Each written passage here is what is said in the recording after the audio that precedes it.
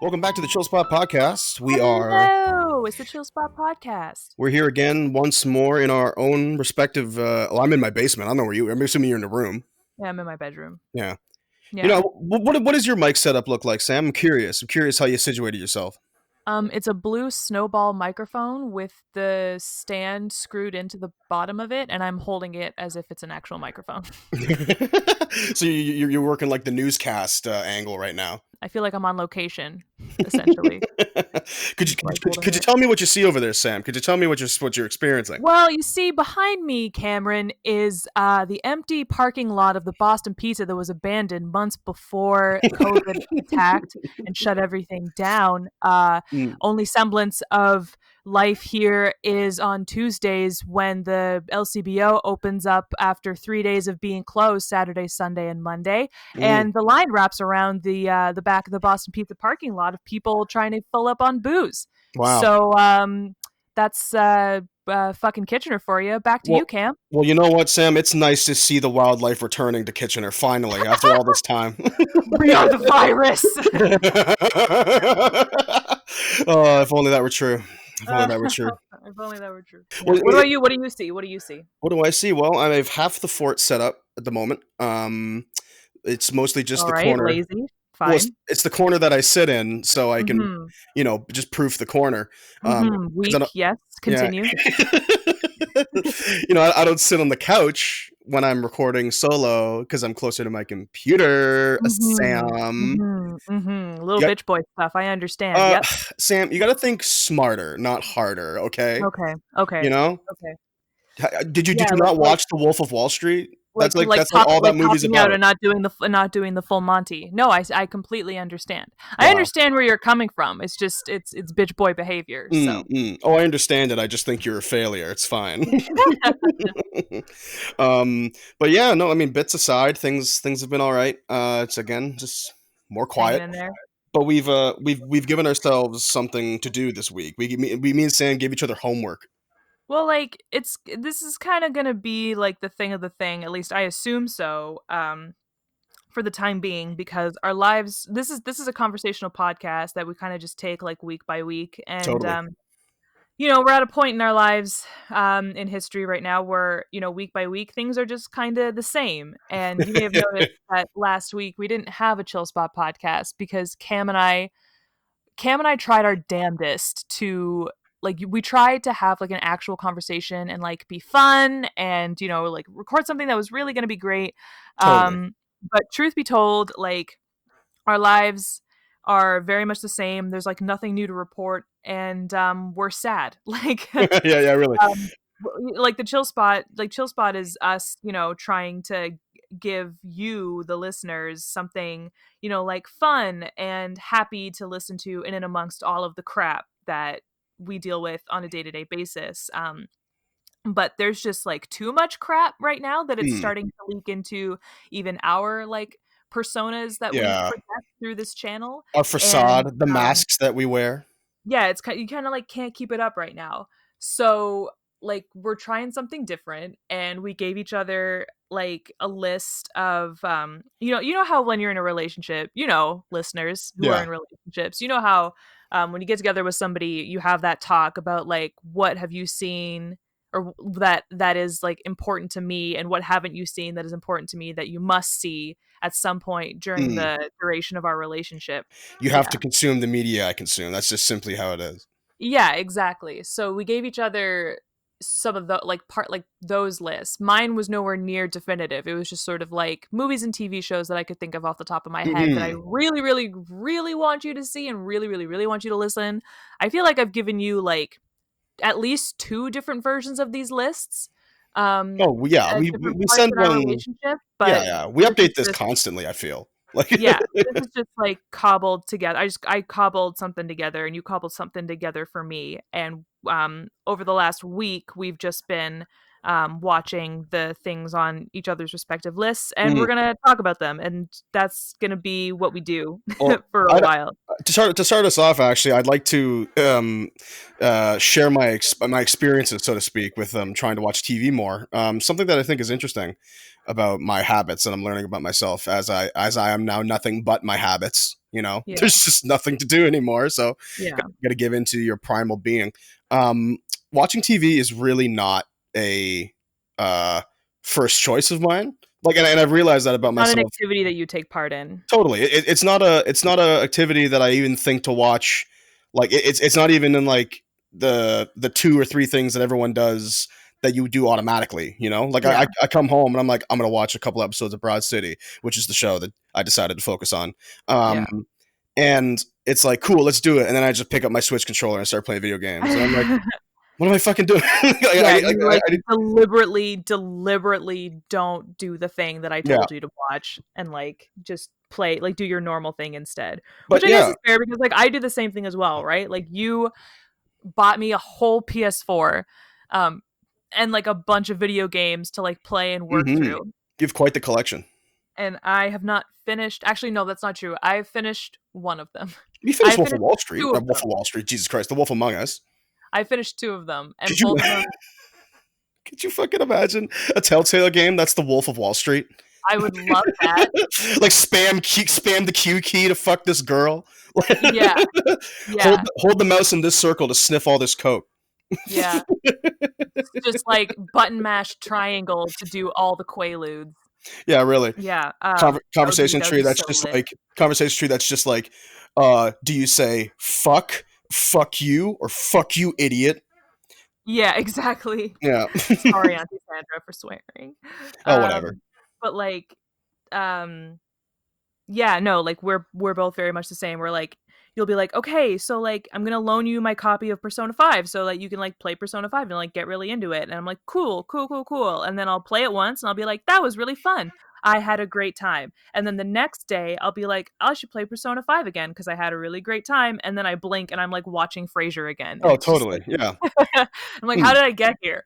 No, I don't know what happened. it's so cool because like that's a special edition copy of Persona 5. Actually, it's the one with Yeah, the it's the steel metal book. Yeah, case. yeah, I Yeah. know, and But, yeah. you've had it for a long time. It's I mean, it's safe and sound. It's in the exact same condition that it was in when you gave it to me. So like Totally. I'm Yeah, not too sure yeah. what you're worried about. Well, you know, there's actually a new version of that came out called Persona 5 R, which is like an Yeah, expansion on the game. So I'm thinking I'm just gonna trade that in. I'll just buy that.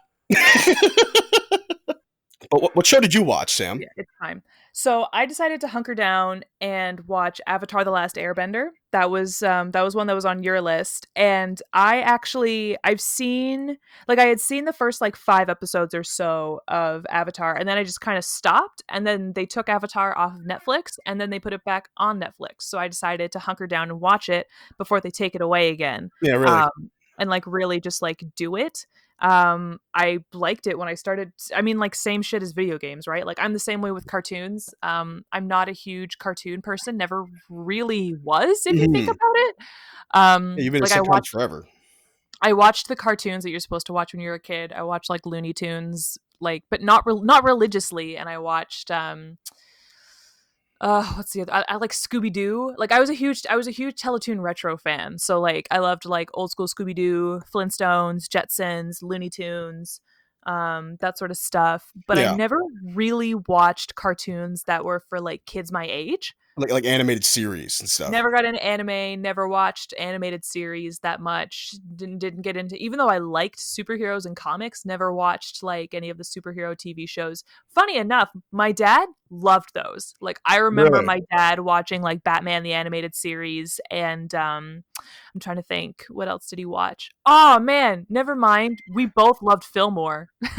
Oh, but because We used Fillmore to is watch off the Fillmore fucking chain, together. Sam. Like, Yeah. no, fuck these things that we're talking about. Can we please talk about Fillmore? Like, okay, I am 100% serious when I say that Fillmore We need way more Fillmore, is a but is a Orlando Brown's fucking crazy, so I guess so. They can just yeah. recast him. But Fillmore is straight up like a Disney after school animated show you find on the fucking Disney Channel, Family Channel, whatever. That is like Yeah. one of the coolest ideas for a cop drama that I've ever seen. Like it's just Absolutely. and Absolutely. there's some You turn like genuinely being really a clever hall shit. monitor you turn being a hall monitor into like a full frontal cop show. Like, Yeah. yes, please. Absolutely.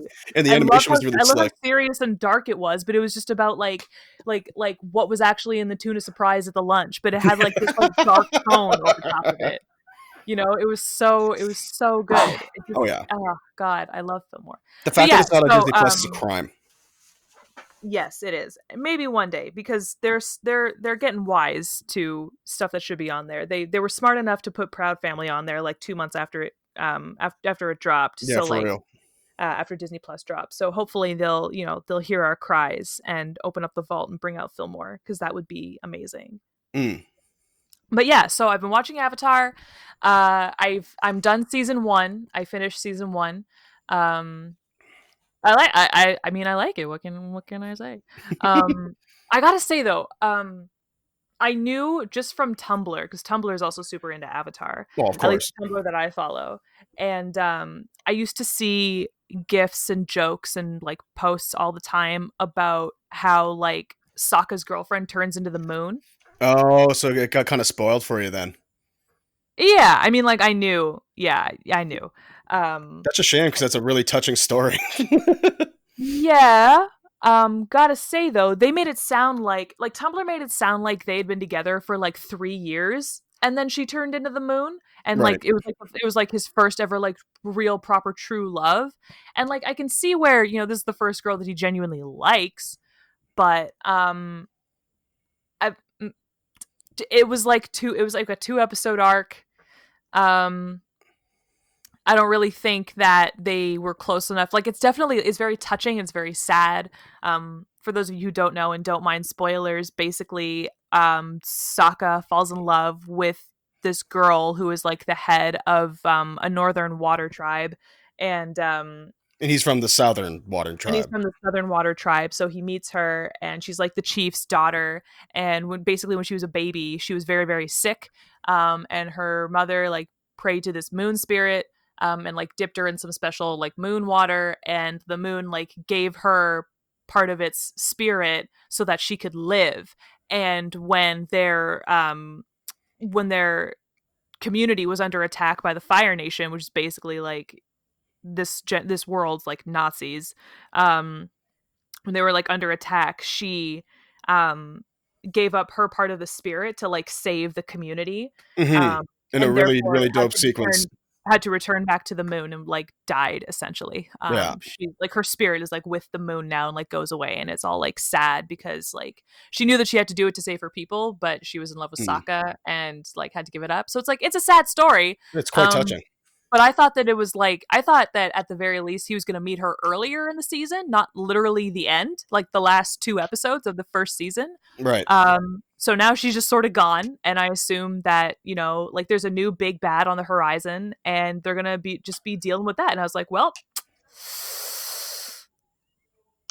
that's done. Okay, moving on. Like I Mm. assume that Sokka's gonna meet somebody new, and I'm just ready for that. I'm not as sad about it. So, Well, see, the thing is, and something you have to consider is that, like, you know, um, the world of Avatar isn't like ours, right? Like, so the first girl that Sokka met, besides not. yeah, seriously, the first girl that Sokka met, besides Katara, his sister, in this like isolated community of like 20 people, was Yeah. a bunch of women who, or a bunch of women, many women who rejected Yeah. him because of his obnoxious behavior and personality. Right? Yeah. He's like Johnny Bravo or like fucking some like womanizer type character who like thinks he's being quote unquote thinks he's being smooth. Regardless, when he finally meets, I believe her name is it Katsumi? Something like that. So, yeah, the Moon Girl. Yeah. It's sort of the first interaction he's had with a girl his age that's been largely reciprocal and positive. And I think the sadness comes from the fact of they would have started a relationship and like UA, they been certainly. happy, but then he was robbed of that because again of the Fire Nation, right? So um, I see. Here's what I think though. I think that people online, because the Sokka's girlfriend turned into a moon thing is a meme, right? It's totally a meme. Yeah, Um, it's like, oh man, like the like shitty misogynistic character finally finds a girl that like he falls in love with, and she's like his equal and everything, and then she turns into the moon. Like that's yeah, like the worst thing. But like I just in everybody's upset about it, I assumed that their relationship just lasted a little bit longer than it actually mm. did, and it was like it only lasted for like 2 episodes, and And she like did. I they actually like think that's couldn't be together for like one of those whole episodes, you know, because she was like betrothed to somebody else. right.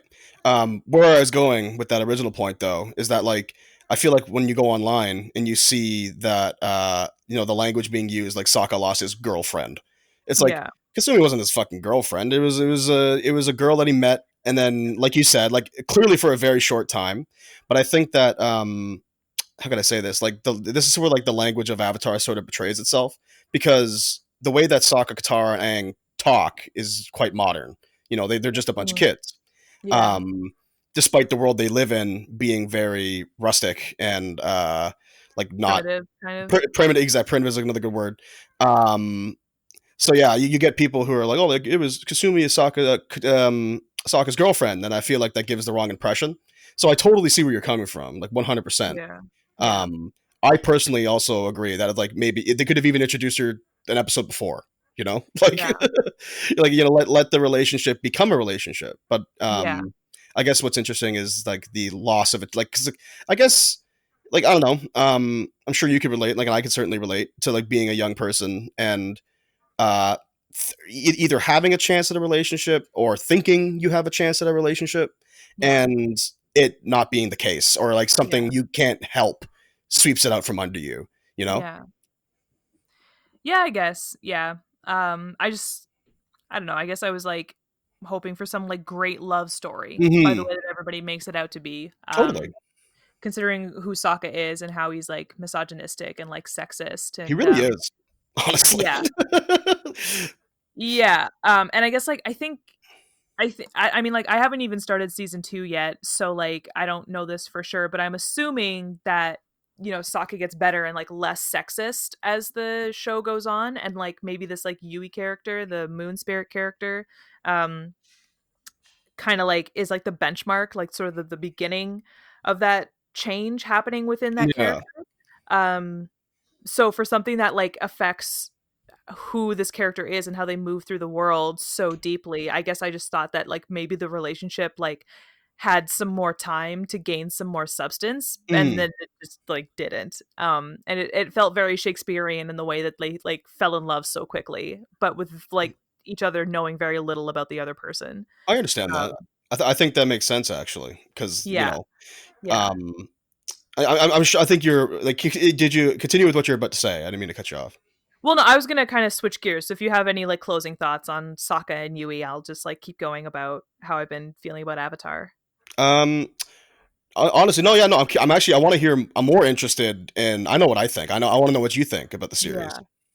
Yeah. But overall, like yeah, I really do like it. I kind of wish I had seen it when I was a kid, because then maybe I could attach myself more to sort of like the worries and strifes of these characters. But watching it as an adult, I just feel so frustrated all the time because I'm watching children try and do very adult things, and Totally. I sympathize with that very much because Hmm.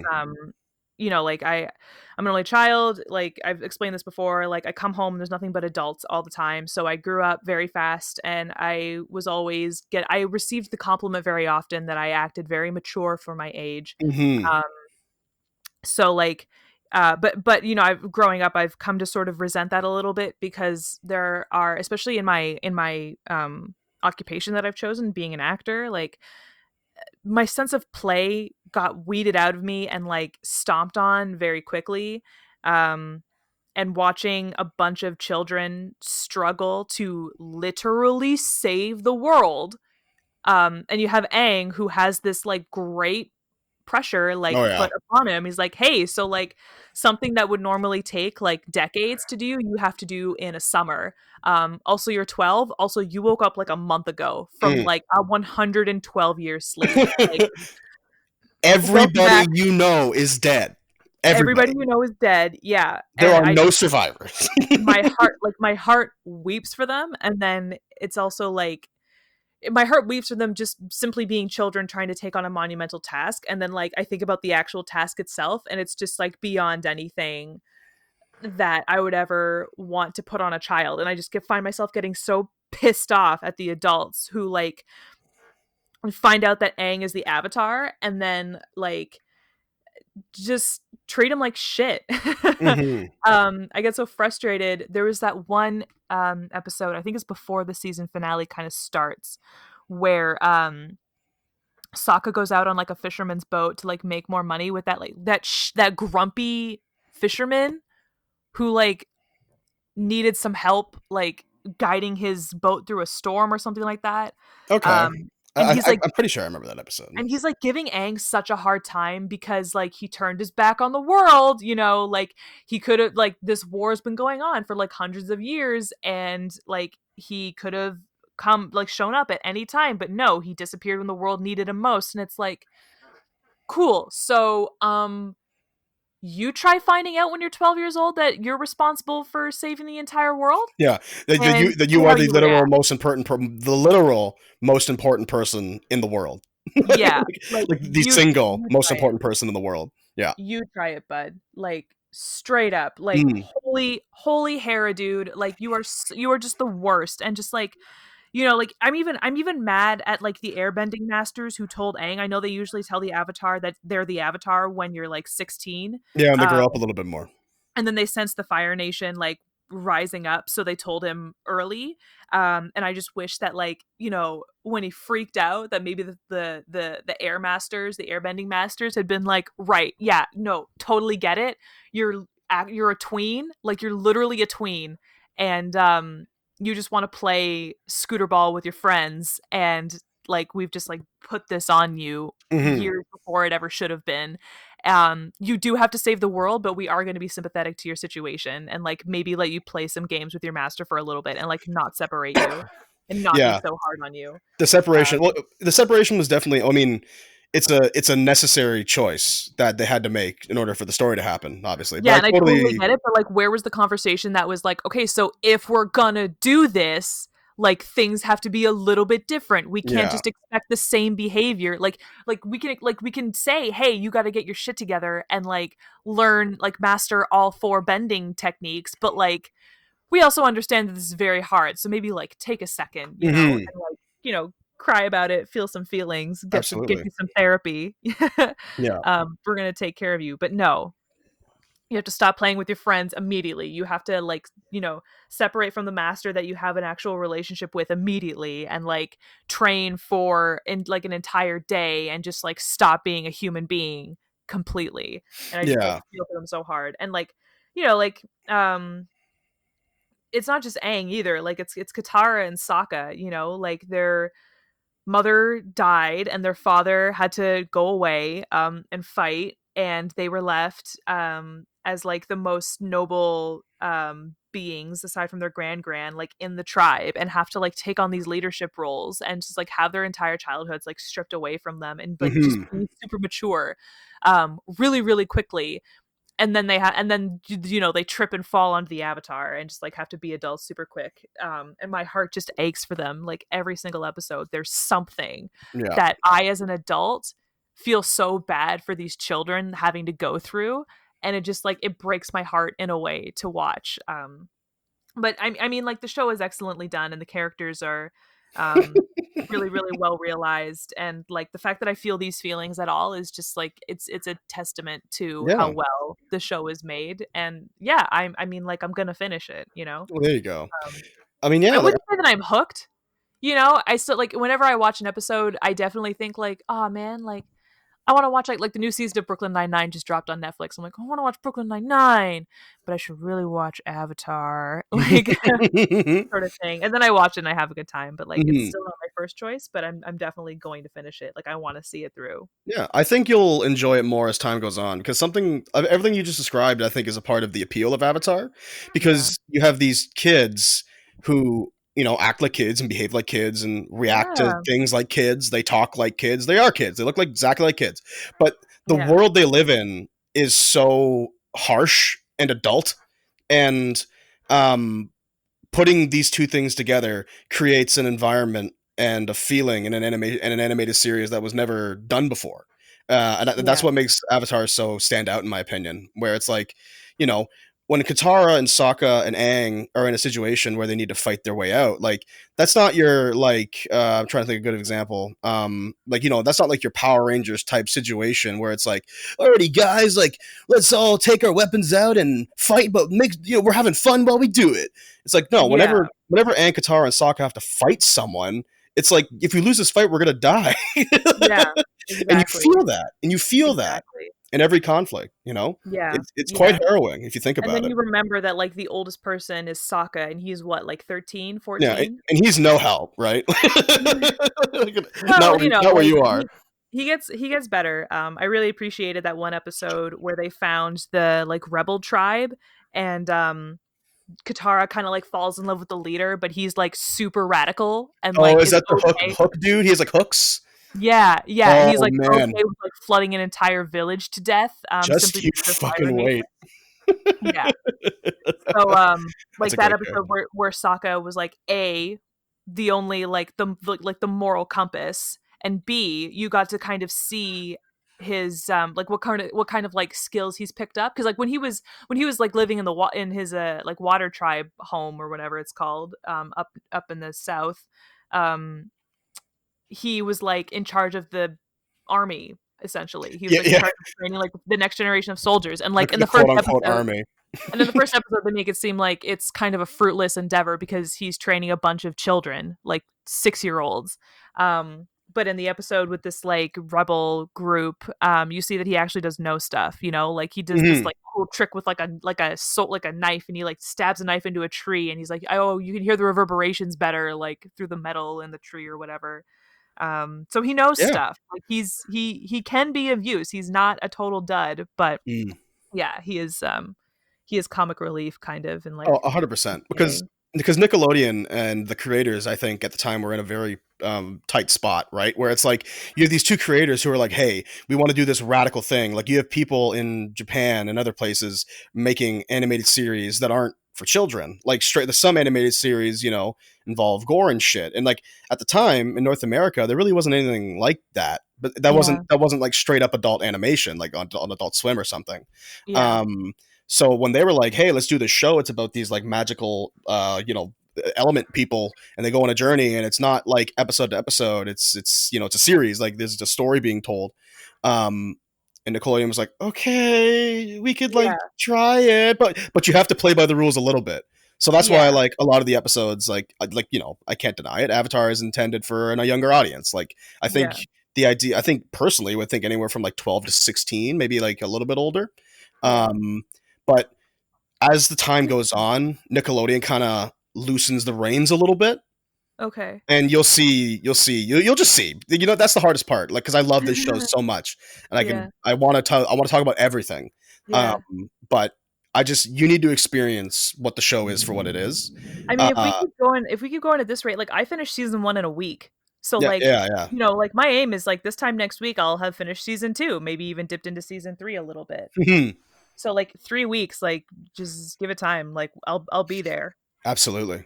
Yeah. Yeah, I think that's possible, and yeah, I'm excited to hear what the rest of you think Yeah. because. Um, I think I agree that the Moon girlfriend reveal and like that is like it's like I agree. I obviously think that it's sad and it's touching. Like I stand by It's a that. great story. But It's a great story. Like, don't think for a second that I didn't think that it was like, you know, just so fun, like so great to watch, like enthralling. I just thought that they were together for a little bit longer because yeah, like the internet makes it sound like she was like the love of Sokka's life, and then she got taken away, in this like tragic way. And like it is tragic, but I just thought that they were together for longer. I just thought it oh, yeah, lasted longer. yeah, yeah, and I think that's perfectly valid and fine. Um, where I was going was that it's like of the emotional things that the show like tries to hit its audience with, it's Mhm. a good reveal and it's an awesome story and a good arc. But of the crazy things that happens in the show, like I think it's a little bit lower on the list. So I'm Yeah. excited to see where it Yeah. goes. Yeah. I'm really excited to see where Zuko goes. Oh I'm yeah, dude, I really love I'm Zuko. very I'm very very into Zuko. I mean like I already know. So like I knew that his father is responsible for giving him his like scar, and Hmm. like cast him out because he like fought him and or like challenged his Yeah, yeah. military You'll strategy. see. You'll see. You'll see. So I knew that. I knew that. And like obviously like I finished season 1 now, so I know that his sister is like a prodigy Oh, and Azula. I fucking love yeah. Azula. Yeah, I know that his sister is like a prodigy and uh I love his and Uncle Iroh's relationship. Hmm. I have a big soft spot. I think I've talked about this before, but I have a big soft spot for aunts and uncles Yes. because like I don't um yeah, like I don't I never had like a super close relationship with my grandparents. So like aunts and uncles are like the next sort of extended family members in line that I can like have close relationships with, and I just think that aunts and uncles have a really unique dynamic in the family tree that doesn't get talked about often enough because Yeah, I totally agree. they're authority figures, but they don't really have so much authority that you fear them. So you Hmm. feel more comfortable opening up to them about stuff and going to them with things that you don't necessarily want to go to your parents about. Um, at least that's been my experience. And so I have a lot of aunts and uncles and honorary aunts and uncles who are like close friends of the family who are just they're basically family and I understand them as no less. Hmm. Uh, so when I saw that, Zuko was traveling around with his uncle after his father cast him out, um, and then Uncle Iroh has that whole thing where he mentions a son that he lost. I don't know if the show goes into that more at any given point, but You'll um, see. he says that like he lost a son and um, he sees Zuko as his honorary son through their time traveling together, and that like just like Mm. gets me right. It gets me right in the feels, and I love it, and I stan it, and I'm here for it forever. And I love Uncle Iroh. I love his character. I love how he handles Zuko. I love how protective he is of him when the when the crew on his ship damn near like what's the word Like starts mutiny, with an A. like betrays him. Yeah, when they damn near started a mutiny on the ship, Iroh was like, "So this is why Zuko is like this," and like, just shut up, like Be don't nice don't to do my that. nephew. Yeah, be nice to my nephew, and I love how everybody on the ship was like, you know what, totally makes sense. Yeah, Like, that does sound kind of fucked up, actually. yeah, I love that. I love that for a kid show because it shows that when you explain where you're coming from, people are more willing to work with you. Um, Absolutely. and I hope that like some kid out there like took that to heart because like Mm. that's just healthy communication and healthy relationships at its finest. Um, but yeah, I'm really, really, really excited to see where Zuko goes. Mm. And you know what else? Oh my god. I had like an Impa moment. Remember when I first saw Impa when we were playing Ocarina of Time? How could I forget? Go watch our Zelda playthrough. I had like an Impa moment when I saw that girl. I don't think it ever says her name, but the girl with the beast that like sees colors or like traces people with colors Traces. with Oh its tongue. yeah, yeah, It's got that like yeah, crazy yeah, ass yeah, tongue yeah, that yeah, yeah, paralyzes yeah. you. I know exactly. That girl Yeah, she's can hot. kiss me. So holy shit, dude. That girl can kiss me all day long. I love her. What is her name? I don't remember. Unfortunately, I don't think she ever said her name. She's just kind of a badass. But like, she comes and goes. I think she's reoccurring for the most part. ooh, Yeah, smack me she's with dope. that. I unfortunately don't remember her name. But I whenever Yeah. she shows up, I'm always like, oh, sick, this character. She's really Oh my dangerous. god. Ooh. Ooh. Ooh. Yeah. Oh, she's so cool. See, I can almost imagine. Like, I feel like if you were like 10 years old and you watch this, Sam, like I think you'd be like way into girls. Like, with this relationship would have never happened if you watched Avatar and you were It would 10. give me the gay. Um Yeah, no, that would definitely be one of those. I had moments like that when I was a kid. I don't know if you ever had this with like men on TV, Mm, but I certainly there were things and like little snippets in media that I consumed when I was a kid where I was like, "Oh, a girl's doing that, but I'm feeling the way that I feel when I see a cute boy. Like what is going on here?" right. Um it's definitely been there before. So like, yeah. Yeah. But if I was a kid and I saw her, like it would definitely do that to me for sure. There you go. 100%. What's her name though? Did you find out her name? No, I did not. Did Oh, you okay. Google it? No, I assumed you were doing Okay. it. No, I didn't look it up. I don't want to. I don't know. I'm literally holding my microphone. Like I don't Mhm. have a lot of dexterity Well, that's right right. now. You're still on. You're still on site. You're still commentating the things around you, Yeah. making sure that the Yeah. news is going smoothly. Yeah. My salt lamp is fine. It's looking good. Thank God. I was worried about Yeah. Yeah, don't worry about it. it. It's all good. But no, yeah, I love Zuko and Iroh have the best dynamic on the show, Oh, and so great. their arc is amazing. And Mhm. we can talk about it at length when you see it, but I'll say this off the bat that Iroh has my favorite moment in the series. It's like Okay. everything top two favorite moments in the series, Okay. and I'll explain what both those are once you see them, Yeah. so we can just fucking cry about I it. know. I know. No, I love Iroh. He's peak uncle. He's just the greatest uncle in the entire world. I stan. I have to stan. I Oh think he yeah, might dude. be my favorite character actually because he's got comedy, but he's also just like he's a really really good mentor and role Mm, model and like is really good at keeping Zuko centered, but like doesn't baby him in any sort of way and I yeah, as an mm. adult watching this series and like crying tears for the children and everything that they're losing in their journey. I because of the adults in their life. I love Iroh, and oh yeah, another thing that was awakened in me that I did not need was my was my just hunger for an Appa plushie. Like Oh, oh my that's lord, right. You've wanted one oh forever. Oh my gosh, yeah, I remember when like back when I only watched like the first 5 episodes, I like looked it up. I was like, is there an Appa plushie? And they only Amazon only had like life-size Appa Yeah. plushies, like enormous. the, the one that's like the size of a fucking car. It's like Yeah, like the size of a room and they're like $800 and I was like, "Listen, like if maybe not one right day, now, Appa. but like maybe Yeah. later though." You like rub the So, picture on your computer screen and you just quietly whisper to yourself, yip yip, one day. yip yip. Yep, yep. Appa, yip, yip. Oh my god. I love Appa. I But love him so. isn't the best thing I gotta say though, like what's your opinion on the vocal performances and the voice acting? Because my favorite part, one of my I said a lot of things. Everything's my favorite part. I love the show. It's one of my Mhm, favorite shows. But the voice mhm. acting in Avatar is so above the bar, in my opinion, and they fit their characters perfectly. Iroh Yeah, specifically, yeah. his voice actor is a man named Mako, who who I unfortunately doesn't think I don't think he's I think he may have passed away. Um, Oh. but his voice for Iroh is legendary. Like Mhm. I've never seen a voice come out of a character like that and have it be animated and be like that's exactly what that character sounds That's like. what And it sounds like. there's no other way that it can sound anywhere else. Yeah, yeah. I remember at first, being kinda like, "Wow, I wish, like" because so many of the characters have, like, ethnic names. I kinda wish that but the voice actors are clearly white people, like Hmm. teenagers. Like, I've seen some of them before via Tumblr. Hmm.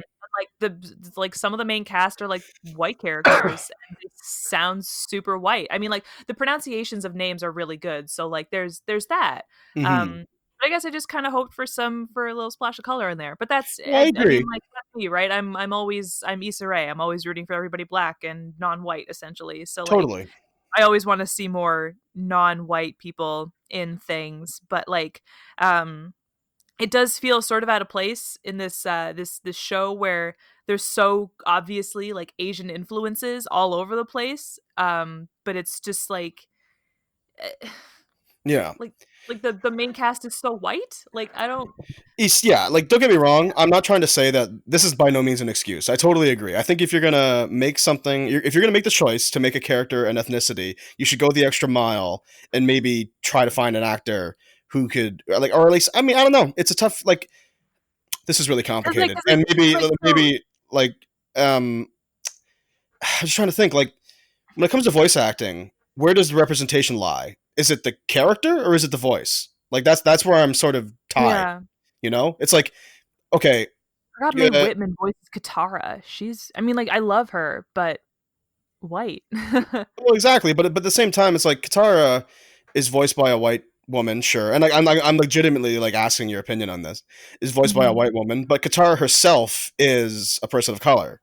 So like, Yeah, I'm curious then for like people of color, then when they consume something like Avatar, like, yeah, are they focused on what they're hearing or what they're seeing? Like, I'm yeah. legitimately curious.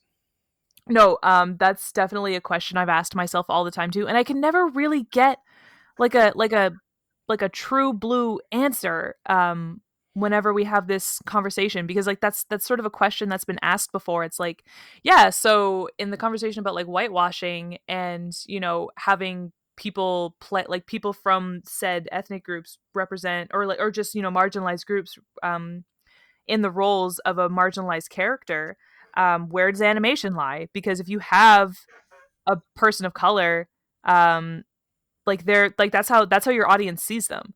It doesn't, like, it doesn't matter if the actual actor is white. Like, does it? Hmm. I don't know. I can never really get a clear answer on that. Yeah, um because that happens a lot in voice acting, honestly. yeah, it happens it's rampant. It is rampant. There's not a lot of people of color in voice acting. It's a very white profession. I don't know a lot of non-white people in it. See, I'm not. I mean, yeah, like I'm not. I'm definitely not good with names, and like Yeah. I'm sure there's like put it this way. Put it this way, Sam. Um, from when And like Avatar. actors who do live action are also in and out of voice acting all the time too. So Oh, like of there's course, that. yeah, yeah. But I do think that personally speaking, in the state of current animation and like new animated series that are being made, it's become far more diverse. Like I Mhm. can practically guarantee that. With the amount of voice actors I follow on Twitter, um, blanking on her name. Her name is D, I believe. She does a lot of like anime voices, which I think is really impressive. And I Yeah. like her quite a bit. And like, so yes, I think I agree with what you're saying, but um, at least I can, from my perspective, it seems like things are getting better. Things are obviously not, but things are Mhm. never better. You know, like Mhm. no, this problem will never be fixed. But Mhm. I do think that what you're talking about has been considered more in modern animation than it was in Avatar for sure. Yeah. Um yeah, I truly don't know how I feel about that, because like if you're watching an animated show and the character is a person of color, then like that's your representation right there. But the sound coming out of it, you can tell. Like I Oh, of said, like course. you Yeah, can yeah. tell. You can tell, and like kids can tell when a person doesn't sound like them. You can tell. So, I agree. I think a conversation needs to be had about like what that means for, kids of color who grew up watching this stuff. And some of the stuff is like drawn from their culture. Avatar doesn't necessarily like, it's not one. It's they're made up ethnicities. Like airbenders Hmm. and waterbenders and stuff like that. Like They're, they're they're they're they're made very up. inspired though. Like they're They're quite they. they're clearly inspired Yeah. by like Eastern cultures, and like they've been mishmashed. So like it wouldn't kill you. I think I'm looking up now. Like Zuko is played by an Asian American um, actor, but Hmm. that's like the first non-white person that I've seen in this cast. I'm on the IMDb page right now, and like Aang, Sokka, and Katara are all played by white people. I'm merely just a consumer, so Hmm. like I can definitely say I would love to see more um, people of color voicing characters of color in animated series. But like, what are you gonna do? Hmm. I'm nobody right now. So I guess so. It's interesting. It's an interesting topic, but yeah, I'd be curious to learn more about the like more modern casts of some animated series, like looking into things like Steven Universe or Adventure Time. I'm sure. yeah, I'm sure as times have changed, like things have gotten a little bit better. But yeah, that's worth looking into for sure. yeah. Definitely. But yeah, so that's me. I've been watching Avatar. You gave me I looked all of your TV shows, and most of the movies that you recommended to me are animated. Hmm. Um, which is definitely outside of my realm for me. Um, It's weird. I remember I binge watched what was that anime? I Was it binge Madoka? watched pardon? Was it Madoka Magica? Yeah, Madoka Magica with my friend Haley a couple years ago. And then like I literally watched the whole series in a day, front to back. And then I turned around and like watched an episode of Parks and Rec, and I remember feeling like weird. I was like, wow, watching live action is weird after Yeah. all of that It's like, huh. cartoons. And now whenever I watch cartoons, I'm like, this is really weird because I watch so much live action. Like I just my brain doesn't like it. So um it's definitely out of my realm for me, but I mean like everything that you've got on here looks good. You have like Castlevania and like Agretzko and Oh, I love what Agretsuko. What a good show. yeah, you've got a bunch of like and Steven Universe obviously because that's your jam, and I also want to watch Steven Universe, but there's like so much of it. I know you go through it fast It's, because the episodes are like 10 minutes long, but like it's there's really not just that much, honestly. so much of it. I think there's the same amount of seasons of Broad City as there is for Steven Universe. But like 1,000 more episodes because they're short. Well, no, yeah, but you have to understand that every episode is 2 episodes. What? So every episode of Steven Universe that you watch will be 24 minutes, and there's two 12-minute episodes in every episode, or two 12-minute Oh, it's one of stories those. in Oh, every it's one of episode. those. Okay, I see what you're Yeah, talking about. I see what you're talking about. It's like how there's like multiple Looney Tunes cartoons in each episode. yeah, exactly. Yeah.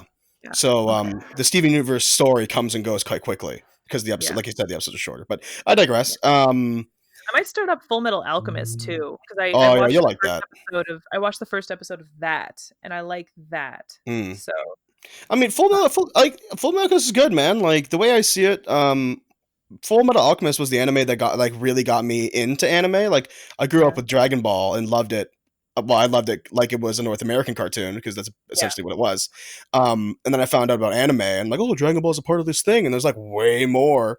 Um, and you watch Full Metal Alchemist, and it's really good. Like it's probably like if they were to do like a live action Full Metal Alchemist like series or movies, I can actually see it working. Yeah. um, because it's like fantastical and weird and crazy, but it's all grounded, very, very grounded, and it's the series logic. You'll see Mhm, mhm. when you watch or read it or whatever. Right. So we're at 51 minutes and we've only talked about your list. This is a very male-centered podcast. Do you want to do you want to talk about Broad City and like what you've been watching lately? Yeah, dude, of course. I mean, I wrote down all this stuff. Like we're gonna go into Broad City. I really liked Broad City. I had already seen the first season, so I went Yeah. and watched the second season. Um, Yeah. it's funny. It's reminding me a little bit of the time I watched The Office, like for first time watching The Office back in university at some point in first or second year, Yeah. and being like, "Wow, like this is what people laugh at now." Like it's crazy to think that like I don't mean that in a negative way at all. Like I can Yeah. firmly believe that Broad City is hysterical, um, but I guess I just feel it makes me feel out of touch because I'm really behind on Broad City and I know how Mhm. popular it is. Mhm. And also like if I could be perfectly honest, um, Alana and Abby, like I love them and their dynamic and the way those Mhm. characters communicate and Mhm. their relationship and their like friendships, like I it's just know. so great. It's so They're the fucking great. best of friends and it makes me so happy. And I relate to that a lot, but I Yeah. don't relate to them at all. And like I don't mean that in a negative way, but it's like Same. I don't like going out and partying and doing all this crazy shit and like Right. living in this area that looks like you live in a box. Like, you know, like I don't mean your apartment, I mean like everything. Yeah. Because one of my favorite parts about Broad City, this is sort of like going into my what I've written down here, is my favorite part about Broad City is the portrayal of New York. Mhm. um, the way they portray New York City is incredible because they take everything that people like the stories you hear about New York, like they take all that shit that, you know, half of it might be fake, half of it's probably embellished, and they just make Mhm. it 100% face value real. So Yeah. they're Yeah. walking down like my favorite thing of Broad City so far is the fucking extras. Yeah. Everything they do is Yeah. hysterical. Whenever Yeah. Abby and Alana are walking through somewhere and they're talking about the plot or whatever, and they're making Yeah. cracking jokes, and obviously it's hilarious. There's Yeah. just some asshole doing something fucking gross, like in the back. And it's like every single scene when they're outside, Yeah. and I can't say enough how much I appreciate the world building Yes. because when their setting is this absurd, and the when you establish that the universe, the reality that they live in, is this like really bizarro one, Yeah. you can then believe the situations that they end up in. Like, Yes. Yeah. um, when Abby does all this really awkward shit that puts her in a situation that, like, you as the viewer go, "Oh my god, I can't believe it's gotten this bad." I can't believe it's been allowed to get this bad. Yeah, Absolutely. like Yeah. holy fuck. There are some things Yeah. that happen to these two that are like I can't feel like there is seriously a moment. I'm trying to think of exactly which episode. I'm blanking. They Oh, I remember what it was. Okay. It was the manager's birthday or something. It Oh was yeah, Abby's Trey. manager Trey's birthday. Yeah, when he has a party at his house And with the not Soul Cycle, fucking I forget the name of the gym she works at, but yeah, the yeah, yeah, gym. those Yeah, yeah. people. Yeah. And I oh love Trey so much. I fucking love Trey. he's a he ends up really turning around. But Yeah. I gotta say that episode is very awkward. I know. And I really don't do secondhand embarrassment like at all. I know you So don't. Yeah. when they turn that corner into his apartment and it's like six people and he's like separated the snacks by gender and they're Yeah. like fucking athlete food. I'm Like just everybody's dressed in bike shorts. yeah. Like I'm like Abby and Alana are like dressed up to go to a party, but everybody's in like active wear. totally. And it's just this Yeah. whole fucking situation. And Yeah. it was situations like that and it got to the point where the lie got so big and like Abby was getting more and more intoxicated that I was like, how are Yeah. you gonna fix this? Like this is gonna be so bad. I know. They don't. That's one of the things, right? And that's what I love about Broad City is that like the thing to remember about Broad City is that if things work out for one of them, the show has to end. So every time it looks like one of them's gonna get something or go somewhere and it's really gonna work out for them, it just like it falls to pieces Absolutely. because like they can't be Abby and Alana if one of them all of a sudden start doing grown up shit, like they can't. Yeah. So yeah, it just has to like fall to pieces every time, and like there is a lot of secondhand embarrassment. Unfortunately, I'm sorry. There's gonna be a lot more of that. I'll get Um, used to it. but like it's I just think it's hilarious how like nothing can ever work out for them, Mhm. like it just Yeah. like it sounds like the best thing, or it sounds like they're gonna like solve their problem in some way, and it just doesn't work. they Never. they do something to mess it up in some way. But yeah, Absolutely. Well, that's and not something. Sorry, go on. one of my favorite you mentioned like extras, one of my favorite things, I think this is from the first season, so you probably won't like remember it because you didn't go back and watch all of season one, did you just like went ahead to season two? I flipped through the episodes to make sure that I hadn't missed an episode, and Yeah. every time I opened up an episode, I was like, "Oh, I remember everything Oh, about okay, this." on the move on, right, right, Yeah, right. yeah. So, like I think this is in season one where Abby loses her phone and they traipse all around New York City trying to find it, and they have to go to like the parts of New York City that they hate, like the Upper East Side and like Times Square, because That's right. they're like not tourists, they're like New Yorkers. They like hate going to the Upper West Side and like fuck Times Square, it's all tourists. Blah, blah, blah. Yeah, yeah, yeah.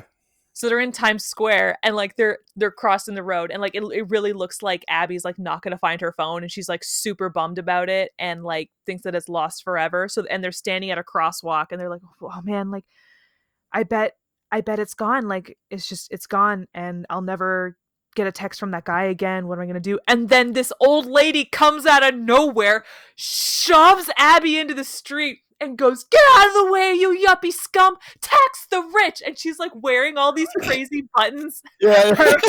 These like Occupy Wall Street buttons. And like yells at them because she thinks that they're tourists because they're in Times Square. It's so funny. She like berates them. That's so And fucking then funny. the end credits, you gotta stay and like watch the little like bits that they do while the credits are rolling too, because those are like so important. Yeah, But yeah. she just like keeps yelling at them. They have footage of her yelling at them for like 5 minutes. It's so funny. Oh So my god.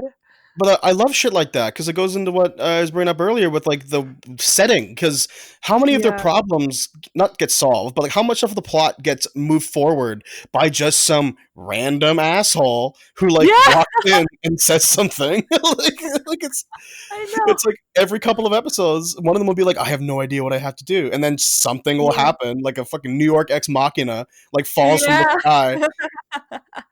But that's Just really like rolls interesting. and it saves the day. Yeah, no, I love it. I love it Actually, so much. I wrote down a couple of my favorite uh, background character interactions. Yes, please tell me. My the first one I have written down here is it's Abby and Ilana are walking along a thin sidewalk, and it's like the middle of the day, and there's this dude in a wheelchair in front of them, and he keeps like swerving, and like he's on a shitty sidewalk, so he's like bumping all over the place. So they do like the awkward, "Ooh, I gotta like run around him, like get out of his way" thing. So they like pass him and get to where they're going. And then if you pay attention to the background, the guy in the wheelchair pulls off to the side and then gets up and walks away.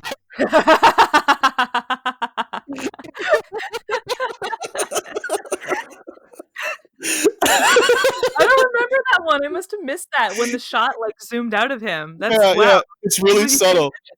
That's awesome. Well, the reason I noticed was because I was obviously watching the show, and then like he passes behind Alana's head, and I was like, "Wait a minute!" I fucking died. Yeah. My Yeah. my favorite episode though was episode 10 when they go out for Alana's birthday. So like Um, it's they go out for dinner and they run into those like that white couple they know, and like oh, right, right. And Abby makes their name at the restaurant Little Wayne, right? exactly, and it's a whole Yeah, thing. And that I yeah, was yeah.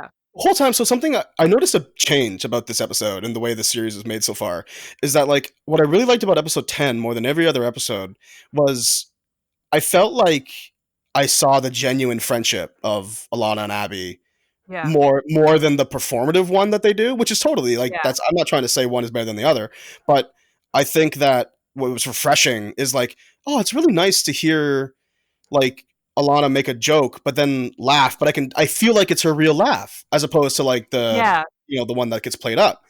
Um There's and a I lot thought of really sweet moments in the show where like you can tell that it's just like Abby and Alana like making each other laugh. yeah. Like the actual like the real life because like that's their names in real life, Abby Jacobson and Yeah, yeah, Alana yeah. Glazer. So like you can tell that it's like real Abby and real Alana making them laugh, but it's like in the realm of Broad City. And it's just like that's the shit that makes me love the show because it reminds me of me and my friends, you know? Like I agree. whenever like my friends and I do like a weird bit and like make each other laugh and stuff, like it just reminds me of that and like that's I mean that's why I love it so much, right? Because it's just two friends mobbing around, you know, going through life, and that's all I do with my friends. So Absolutely. No, and I think that dynamic was on display in this episode because then obviously a bunch of antics happen. But my favorite part of the episode is they get a bag stolen from them by a character they interacted with earlier who was like an mhm. asshole, and they Yeah, chase him back to his home, presumably. yeah, And it's this like massive home, and like brownstone. Yeah, the last like 5 minutes of the episode are spent with this mother and this 35-year-old deadbeat son having yep. like the most real argument.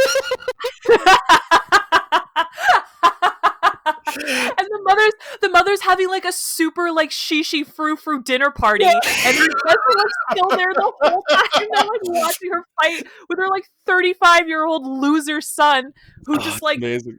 robs people. Oh my god, And it's she's so like, she is so drunk, and like yeah, yeah. Oh my the god. reason why it makes me laugh so much is because it's one of the rare times in the show where you see Alana in an awkward situation, because like Yeah. Abby is in awkward situations all the time, and Alana is usually off on like an adventure somewhere. Um, but it was really refreshing just to see the both of them be in this like really, oh god, we're not involved, and this is very awkward, Yeah. and We've been here for too long. Uh-oh, uh, help. Oh my this is god. already weird. Like, I don't know who their son is. He stole my shit. Like, he's acting like a baby. Like, oh god, I don't know what's going on. Yeah. Um, and it reminds me like that kind of shit reminds me of my relationship with Brad specifically, Mm, because me and Brad have known each other forever. Obviously, I've been friends with Brad since elementary school. Um, so I'm sure if I really thought about it, there would be plenty of stories of me and Brad like having ended up somewhere, just like through choices we made or friendships we have, and things get really fucking awkward, and it's just like look over to him like, oh my god, dude, we gotta get out of here. Yeah, Um, and man. I guess my favorite thing about Broad City, like to pin it, is the depiction of genuine friendship and how Yeah. adult friendship can work. Because Yes. like my favorite thing, well, like Lincoln is my favorite character. Like anytime Oh, Hannibal yeah. Buress shows up, it's like, oh my god, please be in the whole episode. No, like, this is Um, the show that made me fall in love with Hannibal Buress. Like, totally, yeah, and he's like such a cool guy in the show. Like his character is so like yeah. laid back and interesting, I love how but he's also a Lincoln is like, dentist.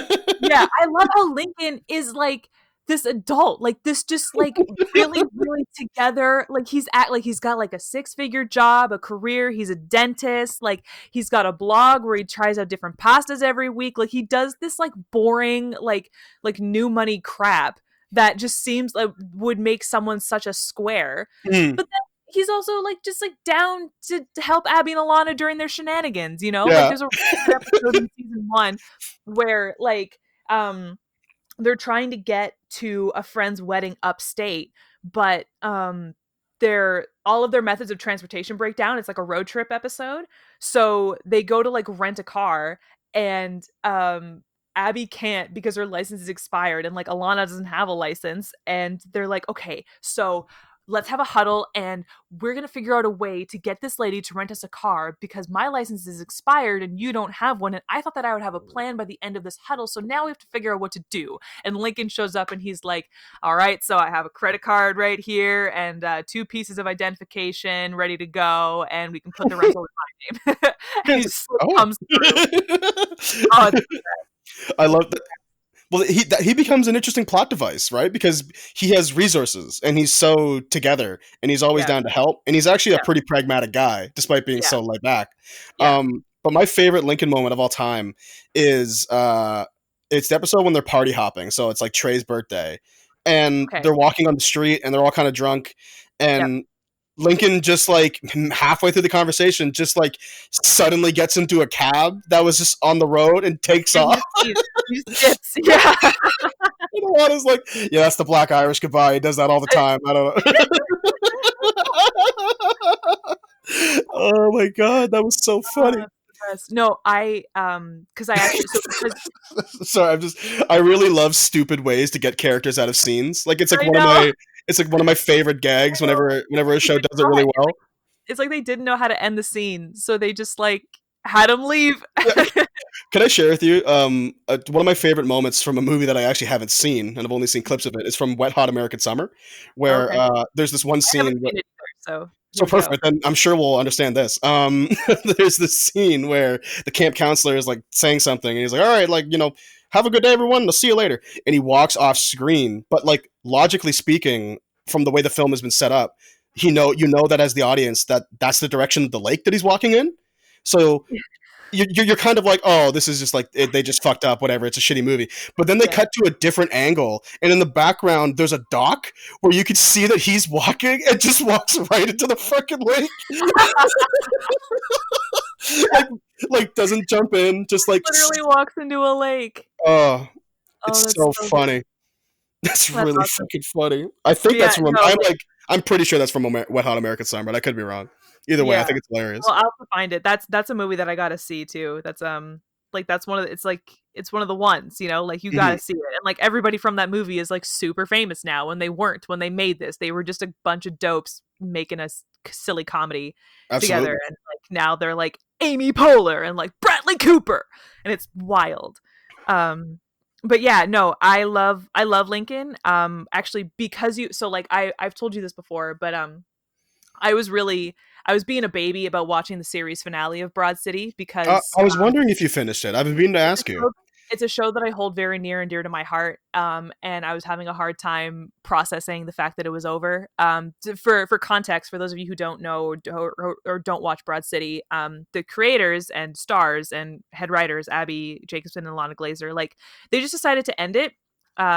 Comedy Central was not pressuring them at all to end it. They were just like, no, you know what, like um now's a good time to end it. I think there's like 5 or 6 seasons. They were like, we can't keep having these characters try and fail forever. It'll get ridiculous. So we're going to end this on our terms before it gets unbelievable.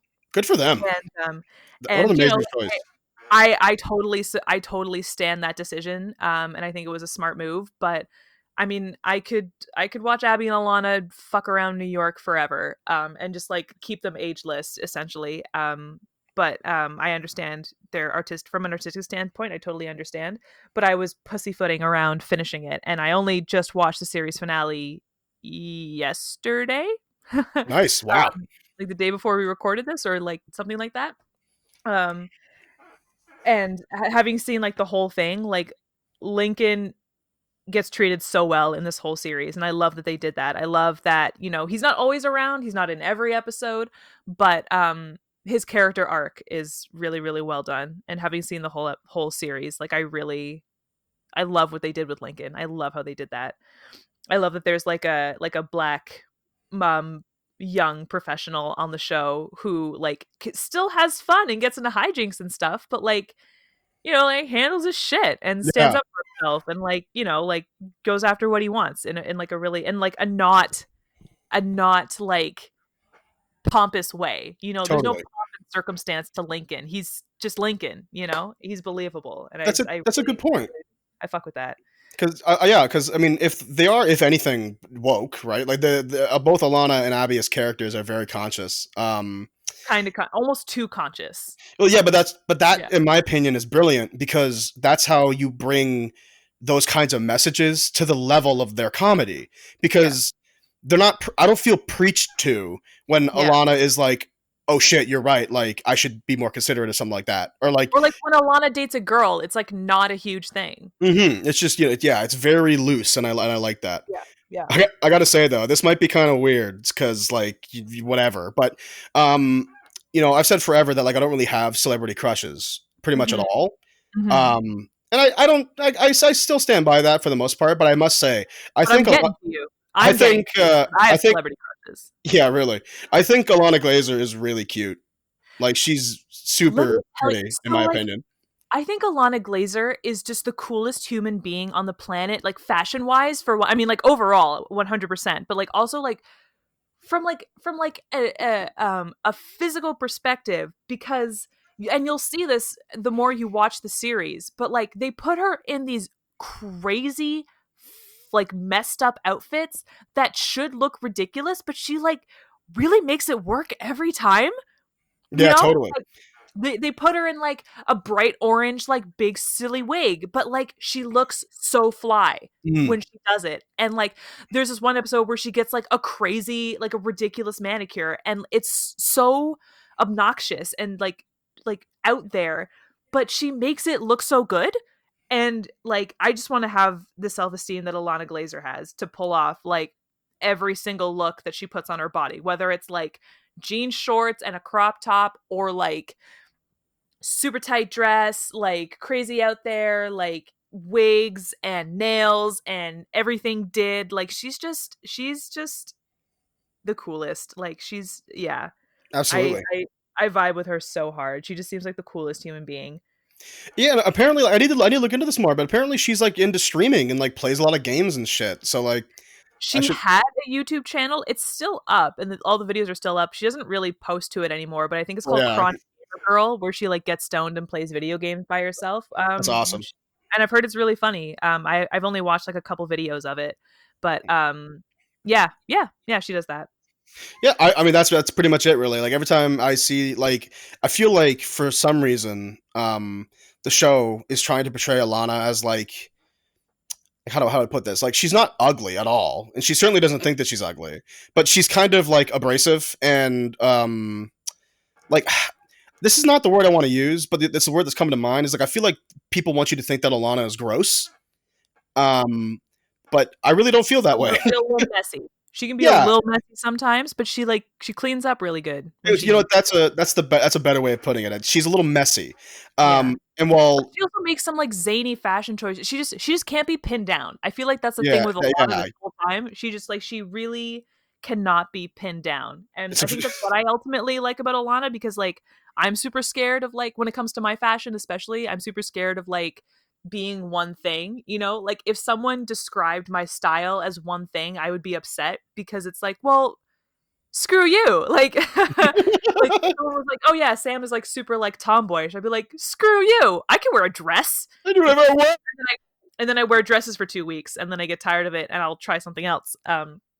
So I love Ilana from a fashion perspective, both in Broad City and in real life, because she just refuses to be pinned down. She can pull off a crazy wig. She can pull off formal wear. She can pull off, you know, like comfy overalls, but she can also pull off like a tight Fashion Nova party dress. You know, Mhm. like she's just all of the things, and it doesn't matter. It doesn't have to be.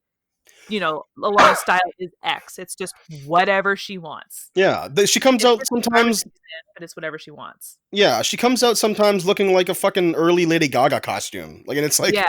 holy Yeah. crap! Like, where'd Yeah. you get all Oh this man. meat? Just you wait until the episode where she really tries to get her whizness off the ground. Like then you'll be like, "Oh yeah, early Lady Gaga for sure." Oh, it's so fun. It's so dope.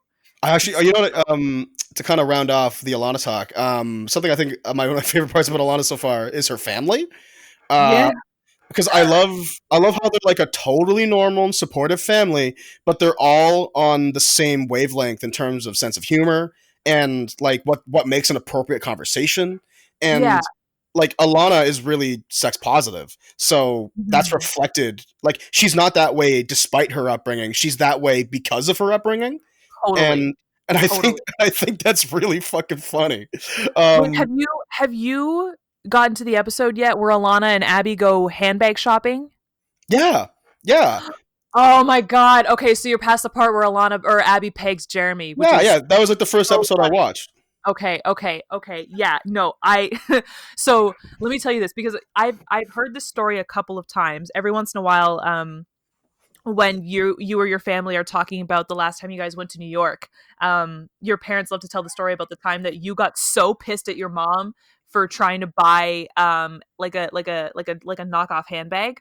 Well, I mean, I like to, if I could say, I want you to continue what you're saying, but I would like to go on record to say that my mother was following a strange person down Yeah, an alleyway, yeah, and me, and I think I was like 14. I was yeah, like, hey, so, literally everything I watch because I'm 14 is tells me not to do what you were doing, my parent, my mother, yeah, right yeah, now. yeah. Like, like, mom, I'm 14. I don't give a fuck about the bags. I'm not trying to fucking die. Like, I don't Yeah, want to but get like the way shot, that and your I don't want to end up in a fucking sex trade. Like, for yeah, fuck's sake. yeah, like the way that your parents tell it, like your mom was like, "Oh yeah, like so we're gonna go to Chinatown and we're gonna get some handbags." And and then the way that you make it sound, you're like, and then this man showed out of nowhere and like was like, "This way, please." And your mom was like, "Okay, man, I'll go down this dark alleyway with you in the middle of the day and Fucking be ridiculous. fine."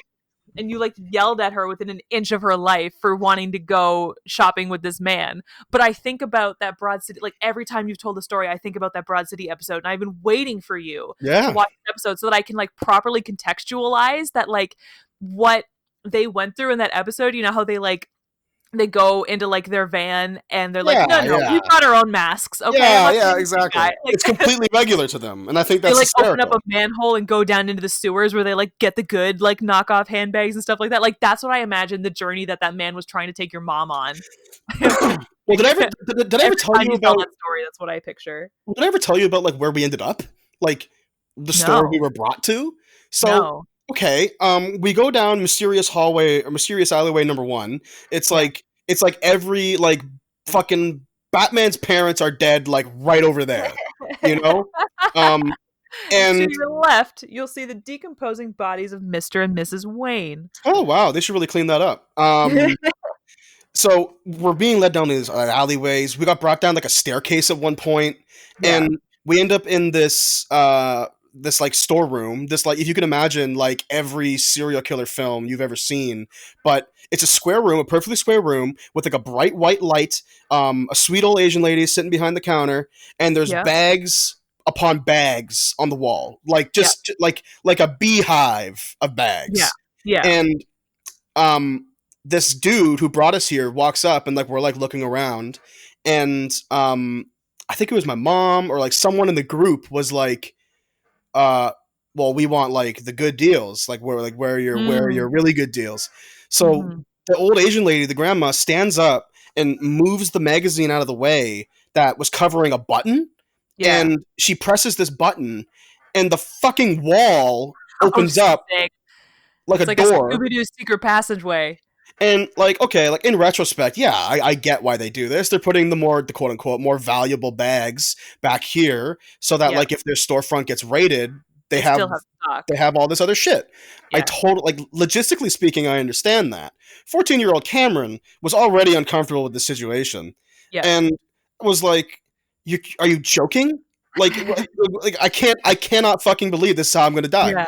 I I'm not. cannot fucking believe that I am not because of my own choices about to end up dead in a fucking backroom New York building, but Yeah. instead am going to die because my parents refused to bring me out We're of the supposed to love and situation." protect you. Yeah. Yeah. Yeah. You know, or obviously that didn't happen, but like that's what was going Yeah. through my head.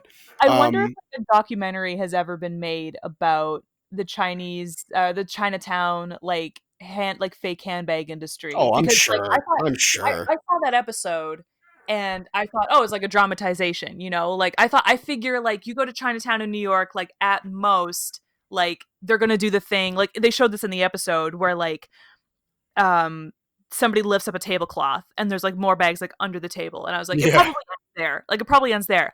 I didn't like you apparently like experienced essentially what happened in this episode. yeah, Like I could secret deeply relate to passageways it. and like secret doors and like buttons that hide more bags on bags on bags. Like I thought that the episode was just dramatizing that, but apparently, and this is the thing that gets me about New York media because funny enough, I weirdly consume a lot of media that takes place in New York City, and it's like made by New Yorkers who are like making Yeah, fun of New York.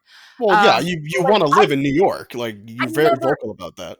I never know what to fucking believe because like New York is wild and anything goes, but like to a certain extent, like I have to be a thoughtful consumer and think like, okay, this person is playing it up for ratings, for Yeah, TV, for this for is a laughs, bit. This is a whatever. bit for a comedy show. Yeah, But I can never tell with New York because it's so insane that like I guess apparently like illegal handbag sellers do have secret doors where they hide more stock, like totally. that's a real thing. And like after I've been to New York once, but I can confirm that the subway is as weird and twisted and wild as people make it out to be, Mhm. like this like the stuff that goes down on subways, like it actually happens. People do just like start playing music there, like i saw I saw good music, like good buskers, and I saw very bad buskers and it's a toss up every single time. So yeah, and like that accent is real in some places, like I heard Brooklyn accents, I heard I heard the Staten Island accent when I went to Staten Island. I was like, oh my god, it's real. Oh my god, it's so Oh my real. god. You know what it I, is, Sam? Like if I could chime in for a moment, I have the funny thought. yeah, Isn't it kind of amazing? Like I kind of totally understand why, and I don't mean to insult anyone when I say this, but I totally understand why New Yorkers hate tourists because I'm listening to what yeah, you're saying and like I'm trying yeah, like the experience you had is completely legitimate and I'm really happy you had it because it meant a lot to you. And yeah. like from knowing your personality, but could you imagine being from Staten Island and Yeah. being like, "Oh, great, I guess I'm just a fucking circus animal or something." Well, no, like this is the thing. This is like, and like Alyssa and I were being so careful when we went to Staten Island because like the nickname for Staten Island is like the forgotten borough. People forget that it's a part of New York City, and to a Right. certain extent, like people who live on like the main land of New York City, like sometimes don't count. Like depending on who you talk to, like don't count Staten Island as part of New Ugh. York. Because like it's across the river, like it like physically separate from the rest of New York, and B because it's kind of viewed as like trash. I mean, I don't see it that way. I got heavy Kitchener vibes from Staten Island, so I'm in no Mm. realm to So you judge. probably felt right at home. I felt very at home, but like, um, uh, people. I mean, like people undercut it a lot. So people, when I was going there, I think Alyssa and I we didn't say this, but I think we had a mutual understanding that like Staten Island people don't expect tourists. So Well, don't yeah, because it's just a don't place where people live, right? Like, yeah, it's just a place people live. So like don't look like a tourist, you know? Maybe mm. don't look like a freaking tourist. So I was like very much trying to be like low key, but like the whole time when I would like hear the accent in people, I was like, "Oh, there it is." It's a Oh, thing. It's a thing I see on TV. what? They said it. They said it. They said it. But like low key, very low key, very cool. I was very cool. I was Of very cool course, about of it. course. You Yeah. got to respect the locals, right? You can't go anywhere and be an asshole tourist. Like, Yeah, you know, yeah. I was super proud. I thought that we handled ourselves as tourists very well. Personally, I thought that we were very good. mm, Because I remember like specifically one moment where I was very proud of my behavior as a tourist. Alyssa and I saw Tina Fey that's while we right. were Yeah. walking down the street. She was just walking down the street, very inconspicuous. Um, I actually almost thought because how it happened was like we were crossing the street and she was like walking in the opposite direction that we were. So she passed us, and for those of you who don't know, Tina Fey, very tiny lady. So I I thought that maybe Alyssa, like who was walking behind me, like didn't see her. So she passed us, and I clocked her, and I turned around to see if Alyssa had seen her, and Alyssa's jaw was like wide open. She was like, Mhm. like what? So we were like, okay, let's cross the street, let's finish crossing the street. And we did, and we stood to the side, and we freaked out on the side of the sidewalk. Like we let people pass. We didn't just stand in Yeah, the middle of the sidewalk freaking out like a bunch of like tourists. We like totally. stood to the side. I was like, okay, listen, I have to process this. I have to process this. My first time in New York and I get a celebrity sighting, like I have to process this. But I will stand to the side and let you all pass because I'm not Yeah, that kind of person. because I also like I go to Toronto a lot. I spend a lot of time in Toronto, so like I'm by no means like a Toronto person. I'm not like Drake levels of Toronto. It doesn't like no, run in my blood, but like I know how to be in Toronto, and I've spent enough time there that like I'm not enthralled by it every single time I go. So I've been annoyed by tourists before, actually. So I know the feeling. So like when that happened, I was just like, yeah, let's yeah. pull to the side here. Let's be conscious. Let's be Yeah, conscious. let's be good people. Let's be good people. Well, Sam, they say that New York is the city that never sleeps, but Mhm. this podcast needs to sleep because we are at the end of today's journey. All right. All Yeah. right. Well, we'll be back next week. I'll have watched more Avatar, and I might try something else on your list. Maybe I'll watch a Mhm. movie from your list because I don't like juggling too many TV shows. So maybe I'll watch a movie. That's a good We can come idea. back and talk. I'll do the same. I mean, I'm going to continue with Broad City. If I don't continue with Broad City, I am going to continue with Key and Peele, and Oh yes, yes. I'm Watch sure we'll all of. have plenty to talk about in that regard. But yeah, folks, um, this podcast didn't really have a lot of conversations where we can draw lessons from. So my lesson, and I think the lesson going forward, is just going to be stay home, stay safe, Yeah, and always, always, ask always. your friends about the things they like and try them. Because hey, we all have time. I was gonna say now's a great time to exchange those lists with the people that you Mm, love. So totally. yeah, by all means. And if you think that there's something sort of in the vein of like we've sort of gone into what's on each other's respective lists. So if you think there's something like in the vein that you think should be added to our list, hit us up. Totally. Comment on our posts, message us. I mean, like all of our information is in the link Yeah. below. Send us Uh, letters. I can't yeah, guarantee it'll get to me anytime soon because of the mail service and everything, but I I'll know. get it eventually. Oh man, I ordered one of those like really good like shiatsu like back massagers, like the ones with like the mechanical balls that like roll up and down your back, and Nice. I can't wait for it to get here, but it's going to be a while Yeah, because really. yeah, hopefully sometime this week though. I don't know. I mean, yeah, man. Like, I fucking if Amazon is anything, it's still working. Oh, I didn't buy it through Amazon. I'm not lesson number 1, don't support Amazon right now because they are not Yeah. taking care of their employees during this crisis. So, I mean, they don't. I mean, okay. You know what? Never mind. I don't want to. That's the whole thing. no, But we don't have time. We don't we're, have the time. we're at the end, and that's a whole. That's not really the vibe. But yes, folks, the same thing I say at the end of every podcast. We have a YouTube channel where we do shows of all kinds. Most of them, if not all of them, are playing games. But we try to play quite the variety. New shows on every day of the week, save for the weekend. You can subscribe to us over there. You can also find this podcast wherever you find podcasts, and that includes YouTube, Spotify, Google Play, and Apple Podcasts, to name Mm-hmm. a few. Mm-hmm. And we upload every Tuesday, 3 p.m. And if that's all, then we'll see you guys next week. All right. Be safe, everyone. Yeah. Have a good day. Later.